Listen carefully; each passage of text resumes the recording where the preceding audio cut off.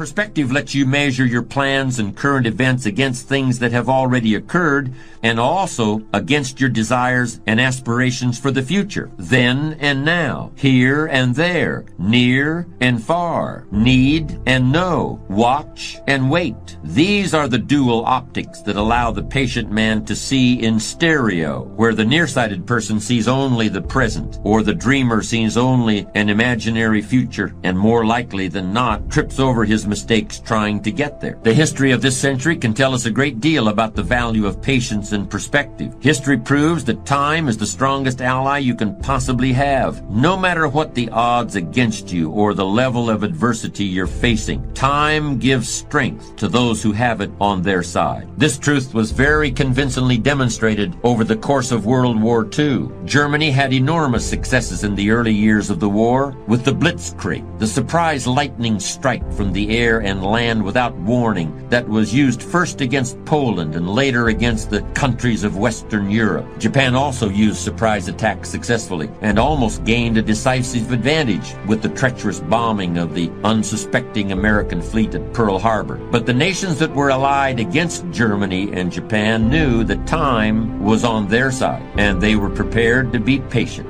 Although you won't find this discussed in many history books, one of the most important events of World War II actually took place right here in the United States a few months before the attack on Pearl Harbor. At that time, the U.S. Army held a series of massive military exercises in Louisiana, which were designed to assess the preparedness of the American forces for participation in the war that was spreading across the globe. As it happened, those war games in Louisiana revealed glaring deficiencies in our military preparedness. It quickly became obvious to our military commanders that if America was soon drawn into the war, as many believed it would be, there would have to be a long period of rebuilding and modernization, and this would have to take place at the same time as American forces would be fighting all over the world with inferior and outdated equipment. And that is exactly what happened. It took almost 3 years of patience and hard work and sacrifice before the U.S. war machine was brought up to modern standards. But President Franklin Roosevelt and generals such as Eisenhower and MacArthur knew that the wait would be well worthwhile, and that once the modernization was completed, victory would be assured. On the other side of the Atlantic, it was much the same story. Winston Churchill knew that England would have to endure months and years of bombing and threats of invasion. But he also knew that time was on his side. With great patience and courage, the British people waited out the bombing raids by planes and rockets. At last the tide began to turn,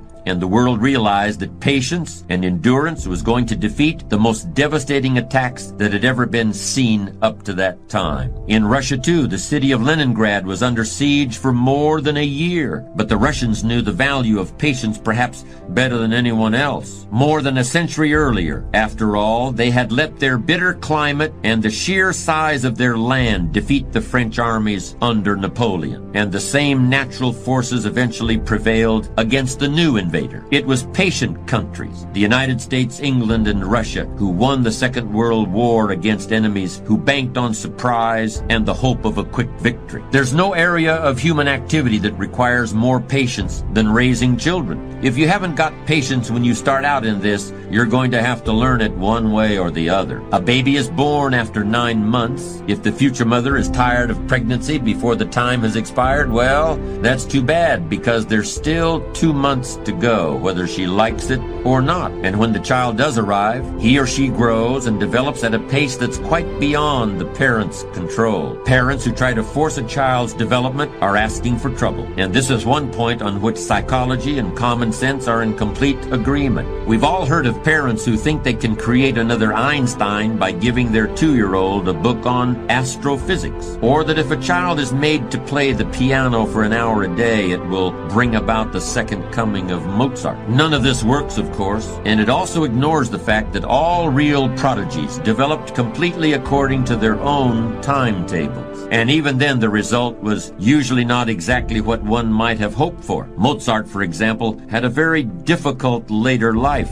and he died young, in part because he grew up so much sooner than other children. He never really had a childhood, and at 30 he was already an old man. Anyway, it doesn't take textbooks on physics or hours of music or any other kind of force to teach something effectively to children. It just takes one thing. It takes patience. It may seem like a callous comparison, but there's a sense in which raising children is like any other investment. So much depends on when you need to cash in your chips. If you're in a hurry, if you need to see results tomorrow, you're putting a lot of pressure on everybody, and there's likely to be a great deal of disappointment. But if you can afford to wait, you can ride out the hard times and eventually realize a profit. The odd thing is, sometimes waiting for years is easier than it is to wait for a few days or even a few minutes. None of us felt too strained because we had to wait 12 years to go through grammar school, middle school, and high school before getting out, or at least the first 11 and a half years didn't strain my patience. But ask me to wait 45 minutes for a plane flight or 20 minutes in the waiting room of a dentist's office, and if you catch me on the wrong day, it's almost more than I can handle. We all find ways to wait for the next paycheck, but how many can wait patiently in a checkout line in a crowded supermarket? How many people can stand and wait quietly for an overdue train on a railroad platform? It's as though there are two kinds of patience. The kind that sets you up for the long term and gives you the promise of a better and richer day after tomorrow. Then there's the other kind. The sort of patience that helps you remain sane and sociable while you're waiting in line or watching the clock or waiting for a pot of water to boil. These kinds of patience, so different and yet so much the same, meld into your character and have a fundamental effect on your physical constitution. Any doctor will tell you that it's better for you and everyone around you if you don't get exasperated with little things, if you don't fly off the handle at every annoyance and stick in your way. It keeps your blood pressure down and your friends and neighbors happy if you can greet life's little problems with equanimity and patience, because almost all problems can be solved if only you take the time to see them and think them through.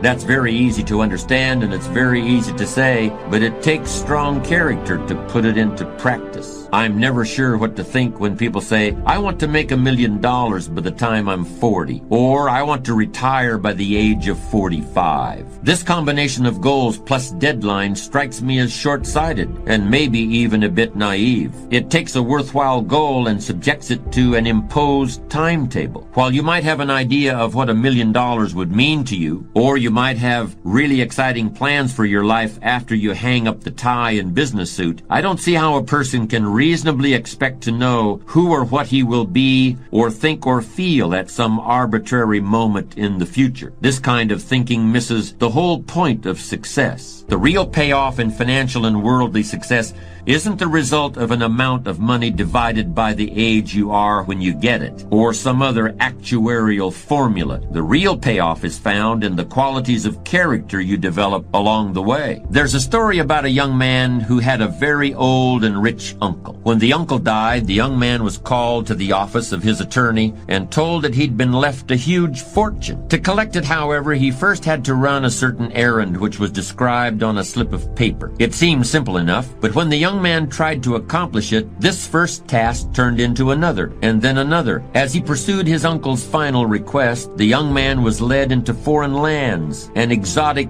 adventures and untold dangers. More years passed, and the young man nearly lost track of how and even why he was on this long journey, and he could hardly imagine what its end might be. At last, the Odyssey led him back into the very same lawyer's office where it had begun. "I'm here to collect my inheritance," said the heir, no longer a young man, but a much wiser one. The lawyer smiled. "As your uncle intended, you've already collected it, in the places you've been and the things you've learned. And again, as he intended, it will last you for a lifetime." Success that comes too easily or too quickly almost never lasts. For people who achieve that kind of success, there's always a lurking feeling that they haven't really earned it, and that feeling eats away at their character. If they're lucky and smart, they create some new challenge for themselves in a totally unfamiliar field.